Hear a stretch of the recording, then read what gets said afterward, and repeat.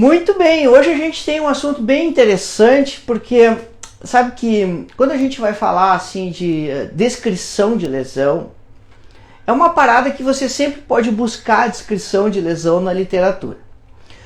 Não é tão fácil você entender às vezes, porque descrição de lesão lá quando você lê no livro sempre é um negócio meio estático, às vezes é um pouco difícil de entender, às vezes tem poucas fotos, mas é uma parada que você sempre consegue ir atrás, né? Você sempre consegue encontrar descrições de lesões para tentar fechar o seu caso. E é muito mais tranquilo sempre fazer essa abordagem descritiva de lesões. Mas o que eu quero conversar com vocês hoje aqui é justamente o oposto disso.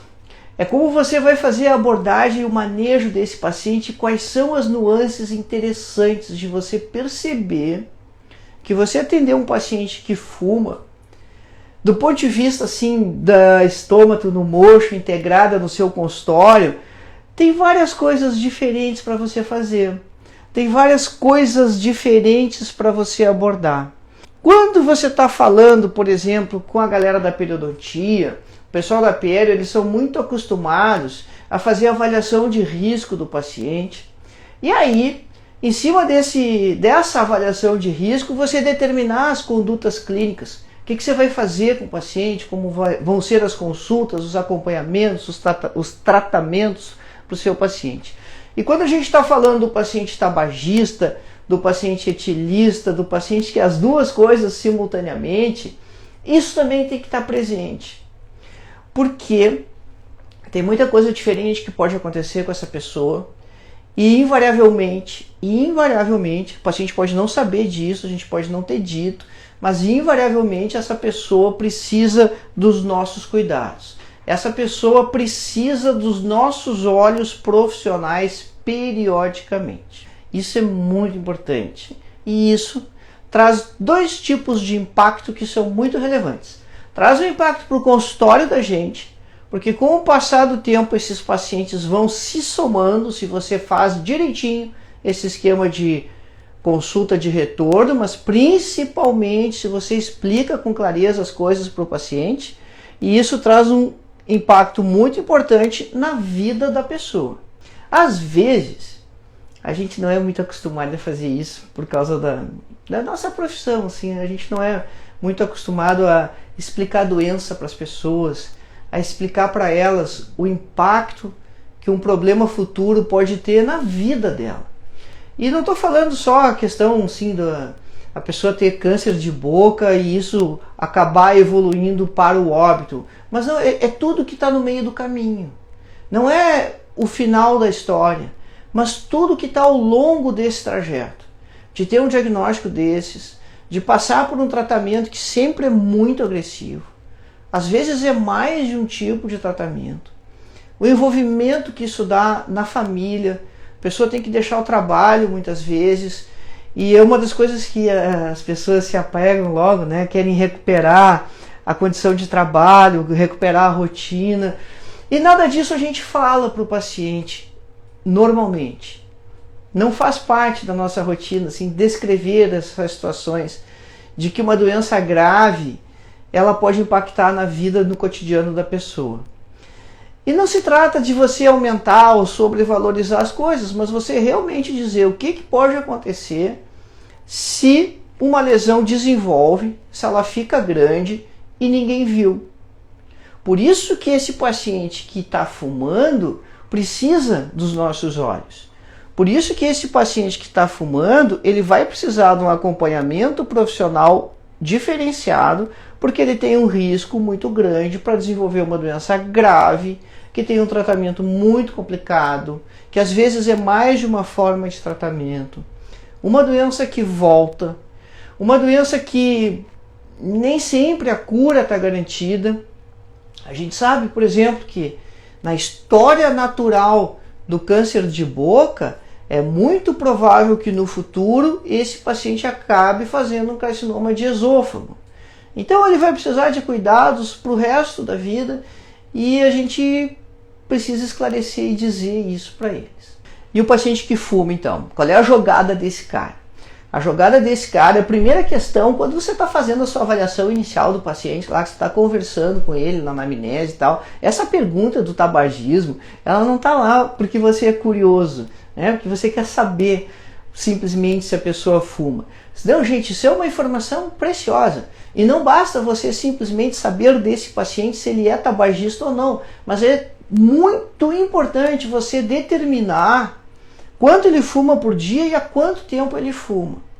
Quando o paciente diz para mim assim, eu fumo 20 cigarros por dia, o paciente não diz isso, né? O paciente diz que fuma uma carteira, 2 carteiras, 3 carteiras, mas a gente sabe que a carteira, ela tem 20 cigarros, o maço, né?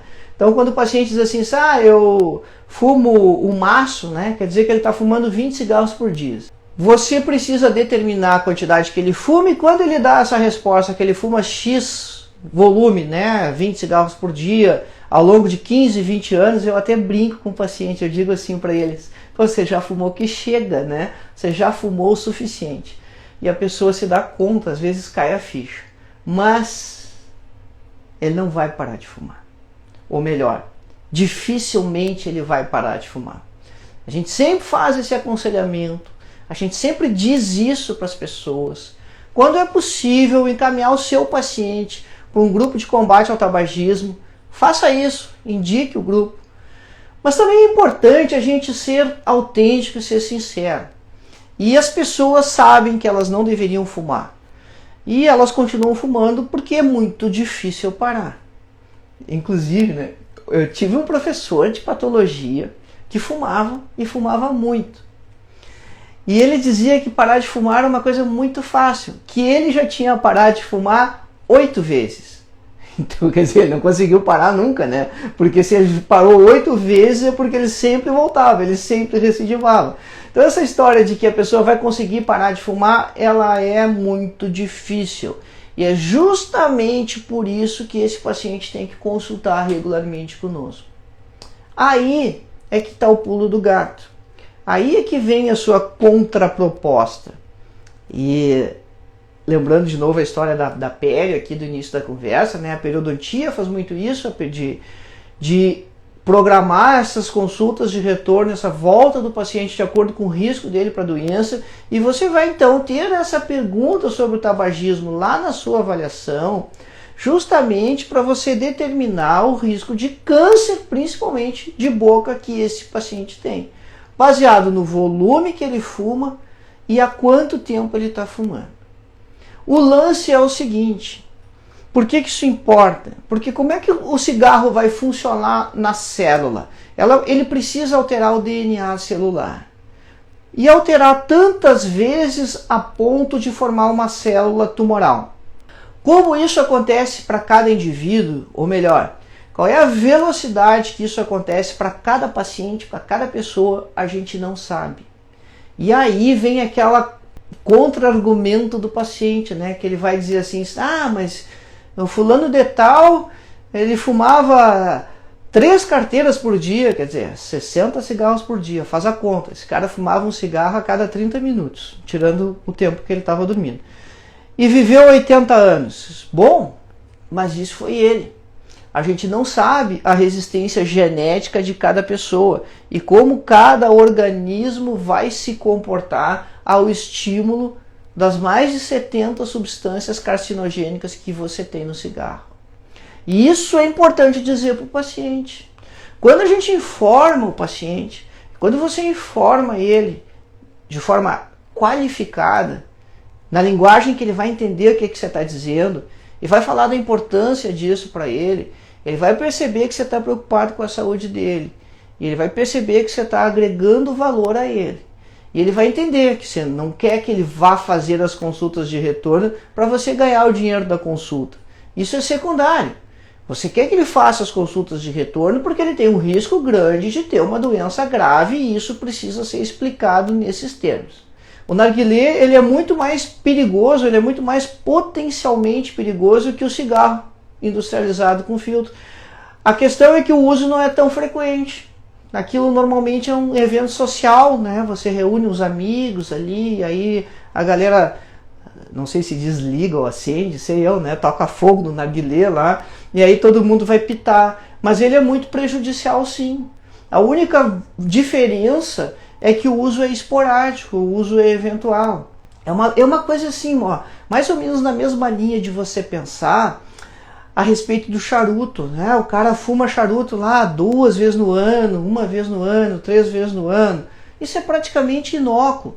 Tem muito mais substância carcinogênica passando pela boca do que aquele 1 ou 2 charutos que a pessoa vai fumar ao longo do ano.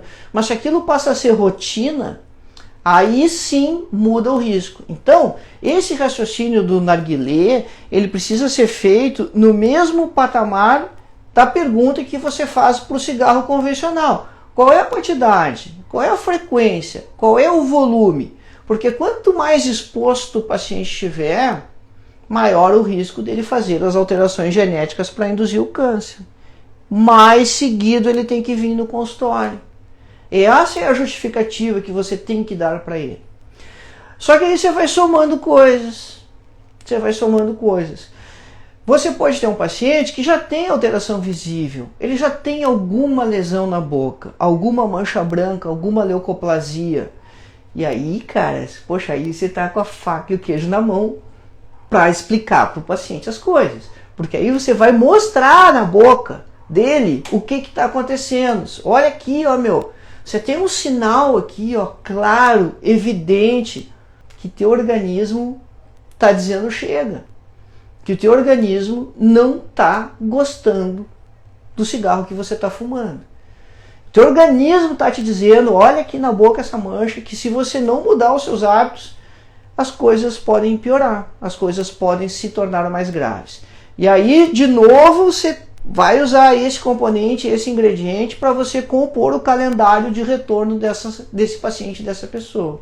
Se ele tem lesão evidente, muda também essa postura inicial, aí você vai julgar, vai determinar se precisa biopsiar a lesão ou não precisa, se é uma lesão que dá só para fazer acompanhamento clínico, depende do tamanho, depende do padrão clínico, se ela é só branquinha, se ela é eritroplásica também, ou se ela é mista, se ela é leucoeritroplásica, porque isso vai mudando o risco.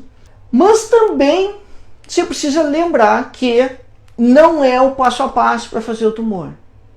O paciente não precisa fazer a leucoplasia, essa leucoplasia ficar com aquele padrão clínico misto, né, de leucoeritroplasia, branco e vermelho, é isso que quer dizer, porque as lesões brancas e vermelhas elas são potencialmente mais perigosas, porque o vermelho quer dizer que aquilo está muito fininho ou já está ulcerado, e aí o sinal de alerta é importante. Não precisa passar por tudo isso. A pessoa pode, e é assim que acontece na maioria das vezes. Na maioria das vezes você não tem essa escala de progressão de lesão. O paciente pode direto começar com um câncer de boca já, com a ferida instalada, com a úlcera, com a lesão já maligna. Então, essa coisa de o paciente esperar ter alguma manifestação para fazer o acompanhamento, não se justifica.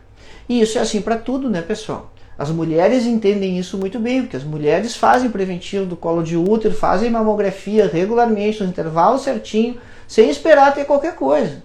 Porque sabe que a identificação precoce ela é muito importante para a cura e para que o tratamento também seja um tratamento mais fácil de ser suportado, né? Vamos pensar na questão clínica aqui. Você tem o paciente que tem a mancha branca e é tabagista. O que é a mancha branca? Vamos fazer o raciocínio clínico do diagnóstico diferencial aqui. Qual é a primeira parada que você faz? É raspar. Porque se você raspa e aquilo sai, o que isso quer dizer? Quer dizer que aquela mancha branca ela não está na estrutura epitelial. Ela não está nas camadas do epitélio. Ela é alguma coisa que está sobre o epitélio. E se você raspa, ela sai e isso normalmente é fungo. Mas se você raspa e não sai, aquilo está na estrutura epitelial. E só o que o epitélio, coitadinho, sabe fazer na vida dele é produzir ceratina. Então, normalmente, essas produções de ceratina aumentam, isso fica mais espessado e isso fica clinicamente branco. Por isso que leucoplasia é um termo clínico. Não vai vir, ou dificilmente vai vir no laudo. No máximo o patologista vai colocar lá compatível com o achado clínico de leucoplasia, porque ele não vê nada branco no microscópio, né? Leuco é branco. E aí então você tem aquele espessamento ali, aquele aumento, e você precisa determinar o esquema de acompanhamento, mas aí pesa mais a exposição que esse paciente tem ao agente carcinogênico. O tamanho dessa leucoplasia, tem vários artigos que mostram que tamanho é documento, sim. E esse padrão clínico dela ser leucoeritroplásica, se ela tem áreas avermelhadas associadas, a possibilidade ou o risco de ser um carcinoma ele é maior e você tem que ter mais cuidado com esse paciente. O que é o legal, né? O bacana para sua consulta ficar como tem que ser. Você precisa documentar a lesão. E hoje é fácil fazer fotos, senão você faz um desenho, você mede ela e anota só as dimensões e a localização anatômica dela precisamente. Então olha só, 3 jeitos aqui. Ou você mede e anota precisamente a localização anatômica, ou você faz um desenho, ou melhor de tudo, você faz imagem. Né? Você fotografa a lesão ali para você poder comparar. Você está na dúvida, e o paciente é um paciente que fuma, bom aí você deve fazer a biópsia. Essa é a principal indicação para você fazer biópsia. Dúvida. Se você está na dúvida, faça a biópsia. Agora olha só essa parada aqui.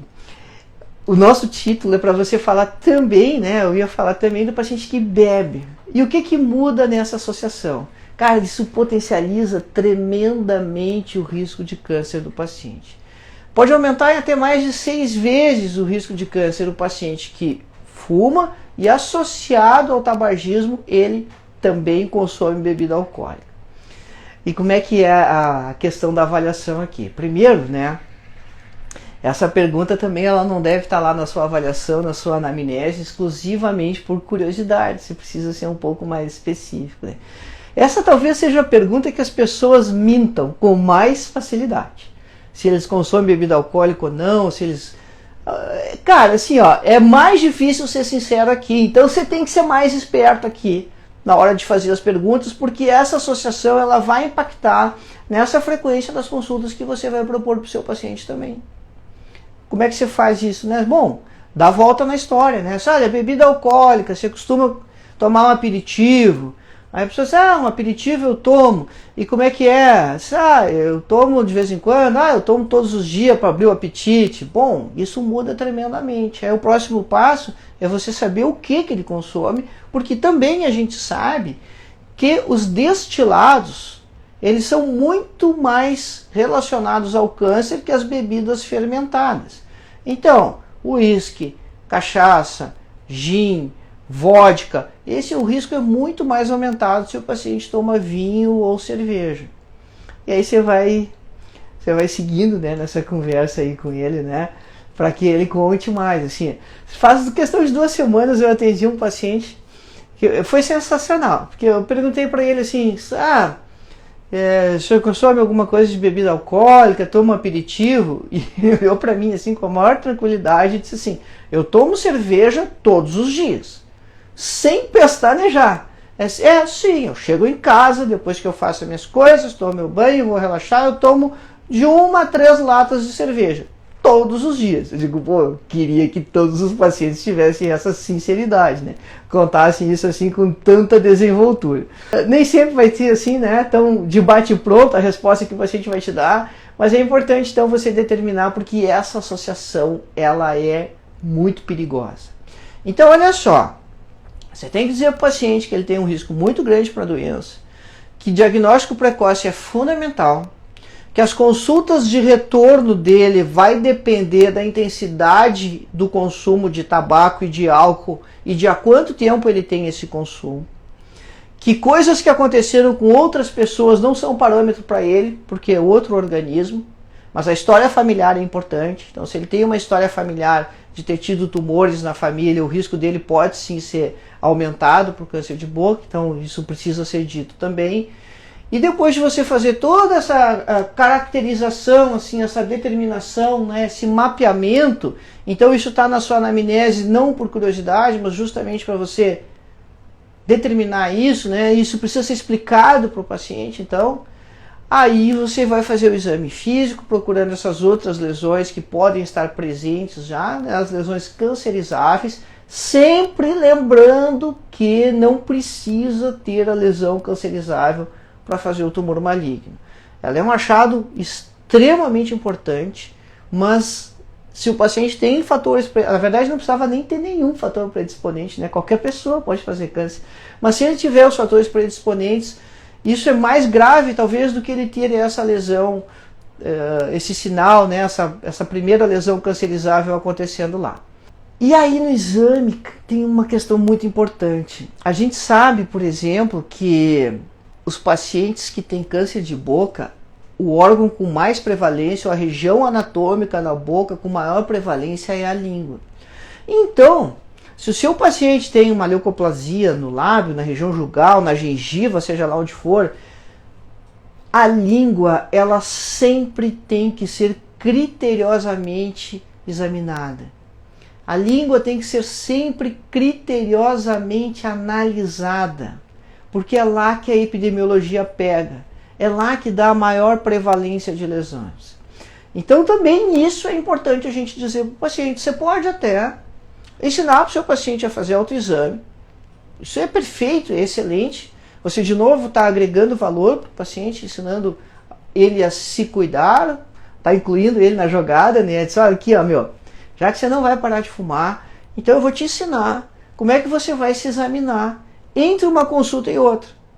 O fato de você fazer o autoexame não elimina em nada você ter que vir aqui. E é assim para tudo, né?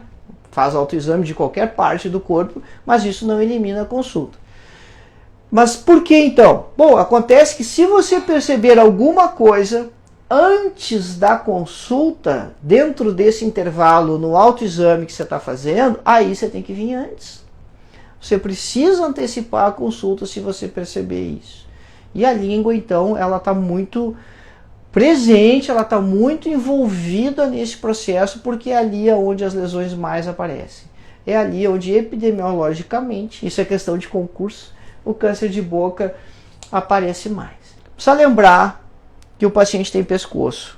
Precisa lembrar de palpar o pescoço das pessoas. E você só vai aprender isso se você começar a fazer. E quando você está preocupado então com essa questão, né, de prevenção do câncer de boca, o paciente que fuma, você precisa palpar a borda anterior aqui do esternocleidomastoideu bilateralmente, palpa os dois lados para você poder comparar, palpa a região submandibular aqui, palpa a região da cartilagem cricoide da tireoide. Normalmente a gente não vê fazer isso na graduação, a gente não aprende a fazer isso, mas se você começar a fazer isso nos seus pacientes, ele inclusive vai começar a comentar com você, daqui a pouco você vai perceber isso. Algum paciente vai dizer para você assim, olha, nunca um dentista me examinou dessa maneira, nunca ninguém me viu, me cuidou, né, ou me examinou desse jeito.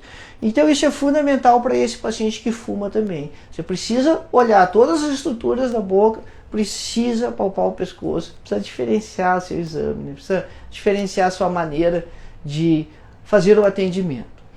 Aí tem outra questão assim, o que vai acontecer com esse paciente se ele não fizer os acompanhamentos? Isso é algo que você precisa explicar também para ele. Olha, você tem uma alteração assim, assado aqui, mostra para ele. O que nós esperamos para os próximos meses? Se você não fizer os acompanhamentos, essa lesão pode aumentar, essa lesão pode eventualmente abrir uma ferida. Então, as consequências de não fazer o tratamento, as consequências de não fazer o acompanhamento, elas são extremamente importantes. E às vezes é isso que quebra a principal objeção do paciente fazer as consultas de retorno com você. É porque ele não sabe que há consequências se ele não fizer as consultas. Que aquilo pode mudar, que aquilo pode evoluir. Mas, gente, as pessoas não adivinham as coisas. A gente tem que dizer, a gente tem que explicar. Claro, com honestidade, com sinceridade, né, sem sobrevalorizar as coisas, mas com muita clareza também. A mesma coisa se aplica para o paciente que não tem lesão, mas está consumindo muito cigarro. Você precisa explicar. Olha, meu, você tem um risco muito grande para ter uma doença muito grave e é isso que justifica você fazer as consultas recorrentes aqui. Você voltar de tempos em tempos, porque você precisa de atenção profissional para surpreender um problema que pode inicialmente estar começando ou daqui a pouco evitar realmente que as coisas evoluam, que as coisas aconteçam. Então, isso também é um ponto muito importante na sua conversa, né? Você vai transferir valor para o paciente, explicando um pouquinho da patogenia, das lesões, do papel do cigarro nessa história, do papel da associação do álcool. E aí esse paciente que está bebendo destilados e fumando, a epidemiologia para ele muda um pouco, porque o cara dá aquela paradinha. bota o golinho na boca e dá aquela paradinha no assoalho ali antes de engolir. E aí ele toma o gole. O que acontece? O álcool solubiliza o epitélio ali, torna esse epitélio mais suscetível à ação dos agentes carcinogênicos do cigarro. Então tem uma discussão aí. O que é carcinogênico e o que é cocarcinogênico? Carcinogênico é o que causa câncer. Cocarcinogênico é que atua como um fator favorecendo o desenvolvimento do câncer. Ele dá uma mãozinha, ele ajuda. Ele faz com que o carcinogênico seja mais efetivo.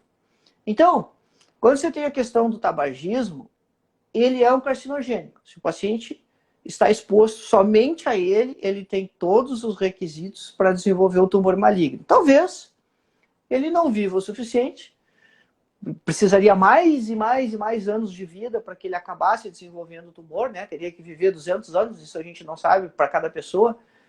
Mas acontece que quando você associa o cocarcinogênico, você abrevia esse processo. Você torna aquela ação do carcinogênico mais efetiva, mais eficaz. E é isso que o álcool faz. Durante muito tempo se pesquisou, e ainda se pesquisa bastante isso, se o álcool teria capacidade de, por si só, produzir o câncer de boca. Ele ser um agente carcinogênico. E o que se sabe é que isso ainda não foi demonstrado de maneira nenhuma. Ele é sim um cocarcinogênico, mas ele sozinho, quer dizer, ele potencializa muito o efeito tabaco, mas ele sozinho ainda não está provado, e provavelmente nem vai ser, porque isso já foi muito estudado, capaz de induzir o tumor. Tem uma história parecida aqui, né, com a questão do HPV, né? Porque o HPV ele está presente em alguns tumores de câncer de boca. Mas a questão é o seguinte, não basta ele estar presente, precisa entender se ele é um oncovírus ou não, se ele é um vírus capaz de fazer a promoção celular para que você tenha o desenvolvimento do tumor. E aí, você vai somando coisas de novo. Você tinha o cara que fumava, agora consome bebida alcoólica, e eventualmente esse cara é portador de alguma das mais de 200 subtipos de HPV, que alguns deles podem estar relacionados à carcinogênese da lesão bucal. Então, olha só, né, como as coisas elas vão, à medida que a gente vai avançando nessa história, né, as coisas elas vão ficando mais complexas. Elas vão ficando com muito mais correlações e interações. Não faz muito sentido você passar tudo isso assim, supetão para o paciente, né, principalmente se ele chegou no seu consultório com outra queixa. Mas essa questão de você discutir a questão do tabagismo e de prevenção do câncer, e aí com o tempo você vai agregando essas informações para ele perceber a importância disso, é muito importante, gente. E, assim, uma fala, a questão profissional, né? A gente, como odontologia, perde muito essa oportunidade. A gente deixa de falar para as pessoas da importância de fazer esses acompanhamentos, da importância de fazer essas prevenções, mas falar com seriedade, mostrar tudo que pode acontecer e explicar para o paciente que regularmente ele precisa fazer consultas conosco. Eu sei que tem um monte de barreira, tem muitos colegas que não cobram consulta, né? Então por que esse cara vai vir aqui só para revisar? Não, gente, essa é justamente a oportunidade de você cobrar a consulta. Isso é justamente a oportunidade de você diferenciar a sua consulta, e se você já cobra a consulta, poder cobrar mais ainda, porque você está entregando um produto para o paciente, que é prevenção de câncer, e isso é muito importante. Isso é fundamental. Precisa fazer com que o seu paciente perceba o valor que existe nisso, o valor desse atendimento que você está fazendo. E que a maioria dos cirurgiões dentistas não faz, né? Como profissão, a gente perde essa oportunidade, e é algo que valoriza tremendamente a nossa prática, a nossa atividade. Bom, e o que esse paciente pode apresentar de lesões, além da leucoeritroplasia, da leucoplasia ou da eritroplasia? Primeiro que eritroplasia é difícil, você ter essa mancha vermelha pura. Essa precisa muito mais atenção. Aí você vai palpar. Se você tem áreas endurecidas ali, a biópsia tem que ser feita imediatamente. Tem que biopsiar se tiver áreas endurecidas, porque isso pode ser infiltração do tumor. O tumor já está com crescimento endofítico, já não está mais respeitando só o epitélio e está entrando para dentro do tecido conjuntivo. Então, essa infiltração tumoral, uma das formas dela se manifestar clinicamente é você sentir endurecido, porque está entrando para dentro do tecido conjuntivo. Mas há lesões mais inocentes, assim, em termos, né? O cigarro ele pode provocar uma reação nas glândulas salivares do palato duro. Fica ali uma pontinha vermelha na saída de cada ducto, de cada glândulazinha salivar acessória. E isso a gente chama de estomatite nicotínica. Então, dificilmente você tem a ocorrência de tumor maligno ali, do carcinoma, na área da estomatite nicotínica, sabe? E até assim, palato duro é uma área que dificilmente você tem a ocorrência de câncer de boca. Palato mole aparece muito mais frequência. Mas a estomatite nicotínica é uma lesão relacionada ao tabagismo. Então fica aquele monte de pontinhos avermelhados no palato duro, com um halo esbranquiçado ao redor de cada um deles. De novo, assim, é a oportunidade que você tem de mostrar para o paciente. Olha o que está acontecendo, isso aqui é uma reação do cigarro, as coisas não estão indo bem. Então, se você não conseguir reduzir ou parar de fumar, você tem que vir aqui regularmente, a gente vai combinar o seu intervalo de consulta aqui. E aí você vai basear no volume que ele consome e no tempo que ele está consumindo. Acontece que existe uma outra alteração, que ela também é relativamente frequente, que você não vê o carcinoma acontecendo junto com ela, que é o escurecimento das gengivas. Isso se chama melanose do fumante ou melanose do tabagista, aí depende do livro que você pegar, né? Cada autor dá uma variadinha no nome, né? Mas essa melanose do fumante, ou melanose do tabagismo, acontece porque o cigarro ele não estimula só as células epiteliais, os ceratinócitos, ele também estimula os melanócitos. E os melanócitos eles estão dentro do epitélio. E esse estímulo que acontece pode levar a essa produção de melanina e esse escurecimento, assim, que ele é mais ou menos generalizado das gengivas. Mas fica bem marcado. E uma questão importante, que às vezes também eu recebo muito paciente encaminhado, né? Talvez 80% dos pacientes que eu atendo são pacientes encaminhados. Assim, é difícil a pessoa me procurar espontaneamente. Normalmente vem de algum colega. E às vezes eu recebo pacientes que chegam assustados com essa lesão, porque o colega assustou ele, só você tem que ir lá, não sei o que. Não, beleza, é bom, né? Aí o paciente vem. Mas acontece que são lesões que às vezes têm 10 anos, 15 anos de evolução, né? Lesões que têm um curso longo, são lesões que dificilmente são lesões malignas. A gente sabe que o câncer anda rápido. A gente sabe que o tumor maligno ele é muito competente para crescer. E ele é muito competitivo do ponto de vista nutricional. Então ele desenvolve mesmo, ele vai adiante. E aí, então, você determinar o tempo quando você está fazendo a avaliação do paciente ali é muito importante para dar tranquilidade para ele e para você também projetar suas consultas futuras, né? Quanto tempo você vai querer ver esse paciente novo? Você vai querer ver ele daqui a 3 meses, daqui a 6 meses? Ele pode vir uma vez ao ano no consultório? Bom, aí você vai pesar com todos esses fatores que nós comentamos aqui. Né? A idade, quanto tempo está fumando, história familiar, volume que fuma e a presença ou não dessas lesões que são potencialmente malignas, principalmente a leucoeritroplasia. Pessoal, eu tenho pacientes que eles fazem controle trimestral. Estão fumando 40 cigarros por dia, tem mancha branca, já fiz a biópsia da mancha branca. A senhora que. Essa senhora ela já veio constar com a máscara queimada de cigarro. Tá? Pensa no vício. Né? Ela já veio constar com a máscara queimada do cigarro. Né? De tão fissurada que ela é. E a gente mostra para ela, explica tudo, ela está bem consciente. Ela chora na consulta. Deve ser um sofrimento tremendo, né? Fazer essas consultas de retorno comigo, mas ela tem que fazer. E a gente já diminuiu o intervalo aí para 2 meses, aí não mudou muito, fizemos nova biópsia. Então, cara, assim, ó, você está vendo o filme, você está vendo o que vai acontecer com esse paciente. E essa motivação toda, né, toda essa história não é suficiente para que ela consiga parar de fumar. Então você vê como isso é uma coisa intensa, como isso é algo complicado. O contrário também acontece. Às vezes você recebe pacientes que já têm alguma alteração branca, você mostra para ele, explica, e dali 3 meses ele volta para a consulta de retorno e diz para você que parou de fumar. Eu digo, sensacional. Agora, essa lesão que ele tinha, vai demorar para desaparecer. Isso também é importante informar o paciente. Olha, você vai parar de fumar, mas essa mancha branca que você tem aqui, ó, vai longe. Vai longe ela desaparecer. E dependendo, você pode julgar da oportunidade de fazer a remoção total dela. Ele parou de fumar, agora você vai tirar tudo ali e eventualmente esse paciente vai estar curado, vai estar resolvido. Mas não libera, né? Não te esquece que as alterações genéticas, elas não deletam, elas não apagam.